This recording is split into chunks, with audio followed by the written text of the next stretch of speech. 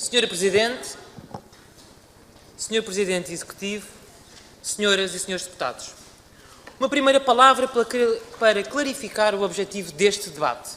Aqui, sentados, representamos os cidadãos e as cidadãs que nos elegeram, que acreditaram nos nossos projetos e na nossa forma de estar e de fazer política.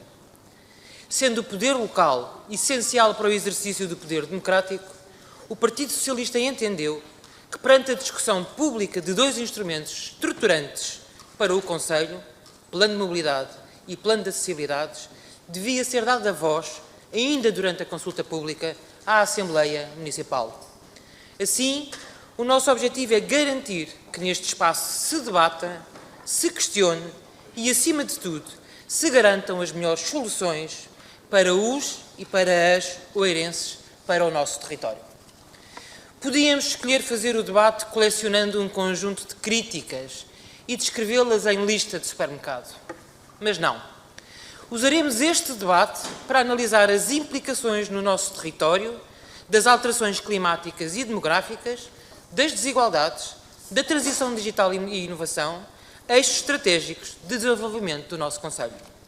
Hoje debatemos a forma como queremos que o Conselho de Oeiras se posicione nesta área, mobilidade, e que impacta transversalmente com todas as outras áreas. Em que se aposta? Quais são as prioridades? Como se articulam estas decisões com as políticas públicas de habitação?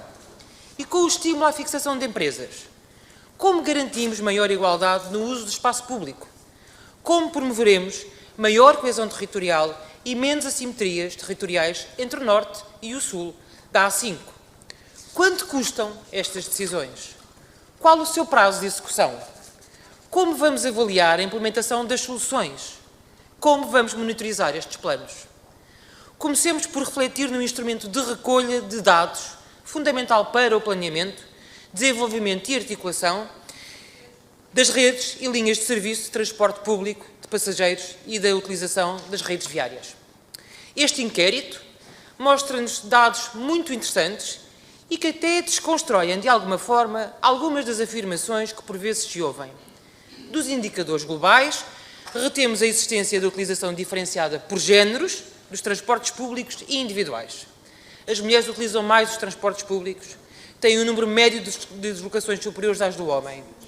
Esta desagregação de dados, que pode parecer até pouco significativa, é fundamental para se desenharem boas políticas públicas que combatam a segregação e que promovam a equidade.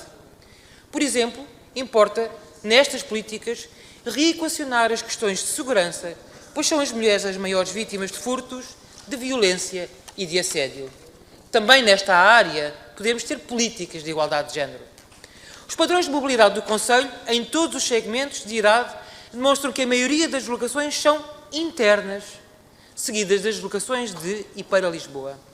Outro dado que reflete a importância da construção de um território mais coeso é a evidência que a freguesia de Barcarena, com menor peso nas deslocações, 41% internas, e que Porto Salvo apresenta a maior percentagem deste tipo de deslocações, 65%, o que nos deve levar a questionar o que faz falta fazer para desenvolver social e economicamente a freguesia de Barcarena. Já as localidades de Queijas e Oeiras são as que apresentam maior percentagem das deslocações para Lisboa.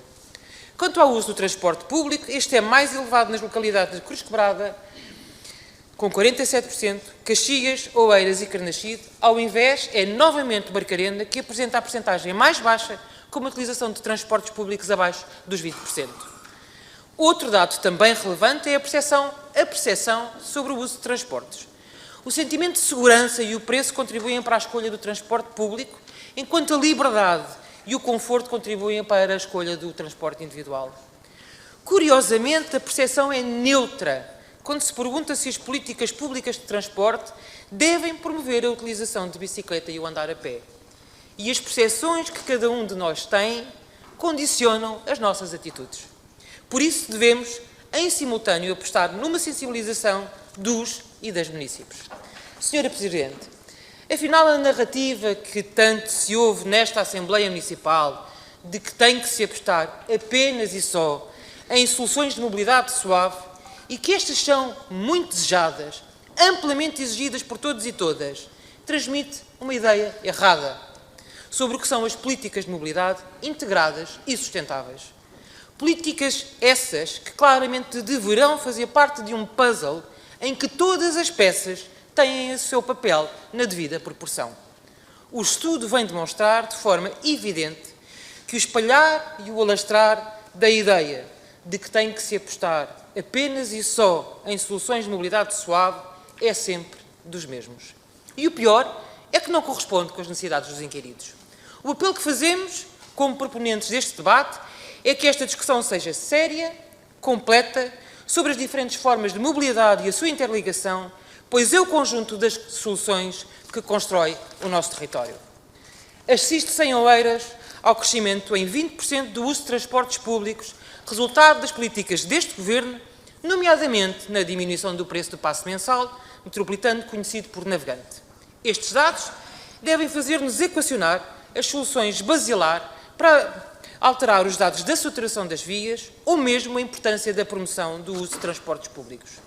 Senhora Presidente, Senhor Presidente, concorda-se, pois, com a identificação das fragilidades da rede viária do Concelho de Oeiras e das ligações aos municípios vizinhos. A reduzida quantidade de nós de acesso à rede de caráter nacional, a insuficiência de extensões com boa capacidade de escoamento, a dificuldade na percepção do condutor da diferença de vias de perfil do tipo 1+1 e das vias urbanas, o facto de, em Oeiras, as vias de perfil 1+1 desempenharem a articulação entre níveis e que destas se considera que o seu desempenho não é positivo, pelo menos em 22% das vias, e ainda a elevada extensão das vias urbanas, conjugada com uma entrada diária de 220 mil viaturas, são pontos críticos que temos necessariamente que inverter. Resta agora perguntarmos se as soluções e a sua priorização são as adequadas para o Concelho.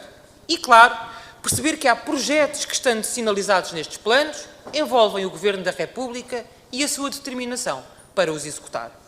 É o caso da solução proposta para a terceira via do Tejo, Algés-Travaria, que depende do Ministério das Infraestruturas. Ou da discussão do futuro da linha de Cascais, se deve ou não manter-se como linha da CP ou ser transformada, como é sugerido nos estudos que analisamos.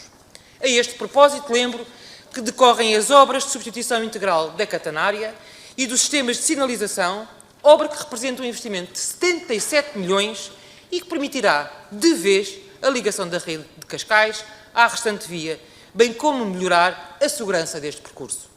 Esta é, sem dúvida, uma marca indelével do Governo do Partido Socialista, pois todos e todas nós nos lembramos, com certeza, da vontade expressa em privatizar a linha de Cascais, várias e muitas vezes defendidas por Carlos Carreiras e até apoiada pelo então Presidente da Câmara de Oeiras, Paulo Vistas, ao afirmar que não ia lutar pela manutenção de uma linha ferroviária pública. Ainda, e sobre combos, que tinha como objetivo, e cito, comatar a carência do transporte interno às freguesias, verificamos nos dados de inquérito de mobilidade que estamos longe de o atingir, pois uma das evidências que o estudo nos mostra é que existe dificuldade em atravessar o nosso concelho. Um projeto com mais de 10 anos, alterações sucessivas, em 2009 só tinha 3 circuitos para 3 localidades. Cresceu para 6 circuitos e agora está contratualizado com a rede metropolitana de Lisboa. Na verdade, durante todos estes anos, o Combos não respondeu às necessidades do nosso concelho. Finalmente, e ainda no plano das intervenções prioritárias, voltamos a analisar o eixo Chateau. Regressa agora ao debate para ser transformado em autocarro em sítio próprio de linha única. E se esta solução pode parecer interessante, pois converte e adequa a infraestrutura fantasma existente numa estrutura útil à sociedade, coloca-se a questão da distância entre as vigas não ser a suficiente para a circulação de um autocarro articulado normal, sendo necessário estudar a hipótese de guiar um autocarro nesta zona ou ainda, em alternativa, encomendar um autocarro próprio, o que aumentará naturalmente os custos. Senhora Presidente, o desenho das políticas públicas de mobilidade tem de entroncar com as orientações europeias, com os compromissos nacionais e com os diferentes planos estratégicos nas áreas da eficiência energética, dos transportes e infraestruturas, da mobilidade ativa ciclável, das alterações climáticas e ainda com o plano de investimentos da ferrovia. Este não é um daqueles assuntos que se possa discutir de ânimo leve. Embora alguns queiram fazer parecer que o podem discutir qual treinador de bancada, mas que efetivamente não decide nem no plano nacional, nem no plano local. Mobilidade, sustentabilidade e qualidade de vida são hoje conceitos indissociáveis. Reduzir a dependência ao uso do transporte individual. Assegurar que a mobilidade urbana evolui para o uso de transportes mais limpos. Garantir o reforço do sentimento de segurança. Criar condições para assegurar serviços de transporte públicos de boa qualidade. Monitorização dos tempos de deslocação. Melhoria da informação ao cidadão, bem como conter o volume de viagens em transporte individual, são princípios que encontramos no Plano de Mobilidade e com os quais nos identificamos e expressámo-lo no nosso programa eleitoral com o qual nos candidatamos. Concordamos com os objetivos estratégicos definidos, bem como com a maioria dos objetivos operacionais. Aumentar os padrões de mobilidade sustentável, alargar ofertas de transportes públicos e de modos suaves que acompanhem as reais necessidades dos oeirenses, certamente diferentes de quem vive em Faro ou de quem vive em Viseu.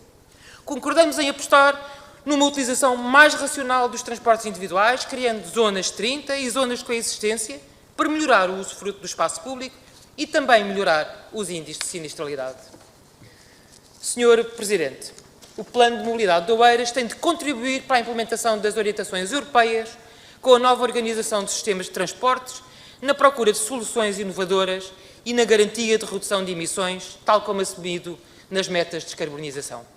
Potenciar a intermodalidade, os corredores de transportes e desenvolver sistemas de transportes adequados às diferentes necessidades dos segmentos de população, garantir a inclusão dos cidadãos com mobilidade condicionada e ainda a promoção de uma gestão de mobilidade com sistemas inteligentes, facilitadores, ágeis, que melhor informem as soluções, com melhor controle de tráfego e uma gestão de estacionamento mais adequada, são necessariamente pertinentes. Senhora Presidente, Senhor Presidente, queremos uma mobilidade mais amiga das pessoas, das famílias, das empresas. Queremos uma mobilidade com oferta variada, que se adeque a todos e a todas, que não segregue, que inclua, que diminua as desigualdades, que seja mais segura. Queremos que em Oeiras seja fácil chegar de Algés a Barcarena. Queremos, e cito do nosso programa eleitoral, desenvolver a cidade dos 15 minutos. Viver, trabalhar, estudar e ter o comércio de proximidade, os espaços de lazer e de cultura a 15 minutos de distância, disse.